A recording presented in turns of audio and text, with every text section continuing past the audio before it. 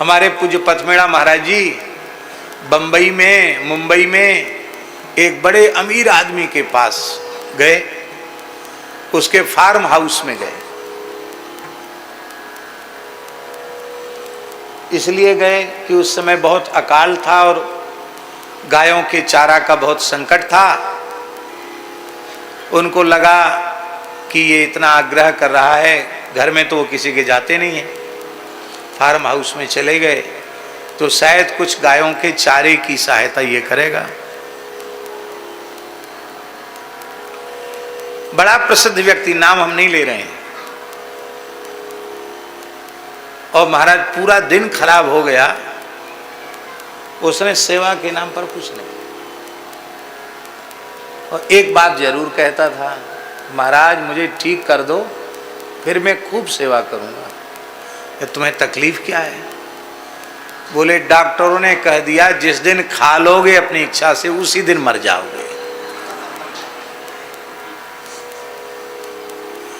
हजारों करोड़ की संपत्ति है मेरे पास, हजारों करोड़ की संपत्ति है मेरे पास। ठीक ठीक हिसाब मैं भी नहीं बता सकता, इतनी संपत्ति मेरे पास। भैया ये अब बंद कर दो, इसको जरूरत नहीं कथा सुनने।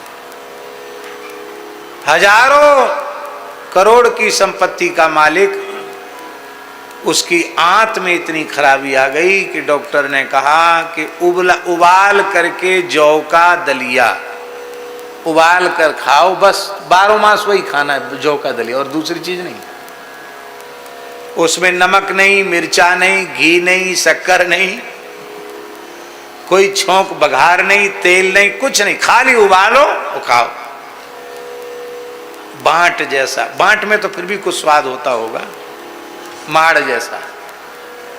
क्या करें महाराज, बहुत परेशान हैं, और वो भी ज्यादा खा लें तो तकलीफ हो जाए, आप हमको ठीक कर दो। खैर महाराज जी वहां से चले आए।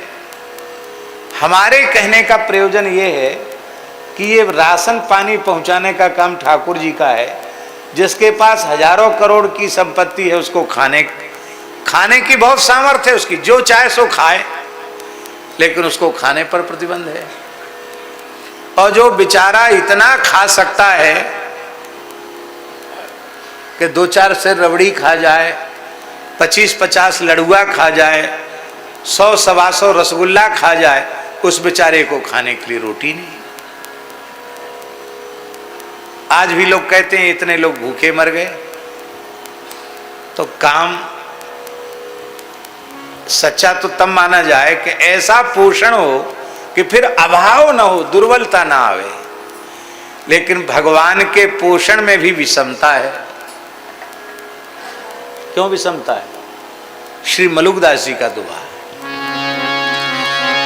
ये दोहा मलुकदास जी का है, लोगों को जानकारी नहीं। राम झरोखे बैठ के, राम झरोखे बैठ के सबका मुजरा ले, जाको जैसी चाकरी वाको वैसोई दे। पूरा बनिया वाला हिसाब किताब है। हाँ, जाकी जैसी चाकरी वाको वैसोई दे। इतना विश्वंभर होते हुए भी कितने लोग भूखे मर रहे हैं, दुर्बलता का शिकार हो रहे हैं। तो भगवान के काम में भी कच्चापन है। लेकिन भगवान व्यास जो ज्ञानोपदेश करके, भक्ति का उपदेश करके, तत्व का उपदेश करके, जो अंतःकरण का पोषण कर रहे हैं, जीव का पोषण कर रहे हैं।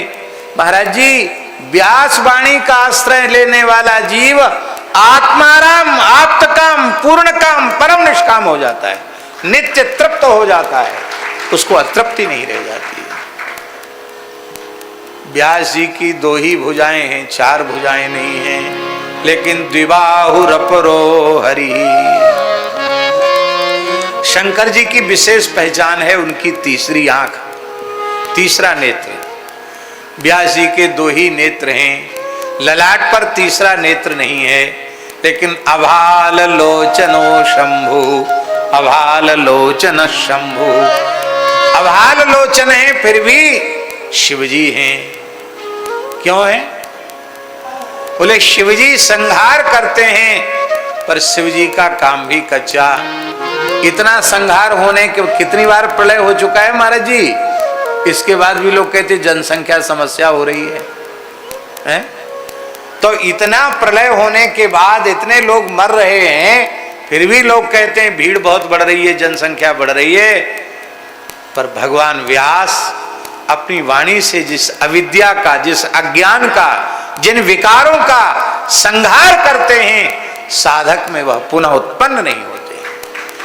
इसलिए अभाल लोचन शंभु, ये जो गुरु ब्रह्मा गुरु विष्णु है ना, ये व्यास जी के लिए श्लोक है। ये हमने खुद पढ़ा है पुराणों में, ये व्यास जी के लिए श्लोक है। गुरुर ब्रह्मा गुरु कहा, गुरुर व्यास, व्यास एव ब्रह्मा है। गुरुर ब्रह्मा गुरुर विष्णु गुरुर्देवो महेश्वरा, गुरु साक्षात परब्रह्म तस्मै श्री गुरवे नमः। और गुरु तत्व जो है वो भगवान व्यास का ही प्रतीक है, व्यास का ही स्वरूप है। इसलिए जिस दिन व्यास जी की जयंती होती है, व्यास पूर्णिमा होती है, उस व्यास पूर्णिमा को हम लोग गुरु पूर्णिमा कहते हैं, क्योंकि गुरु तत्व ही व्यास तत्व है और व्यास तत्व ही गुरु तत्व है।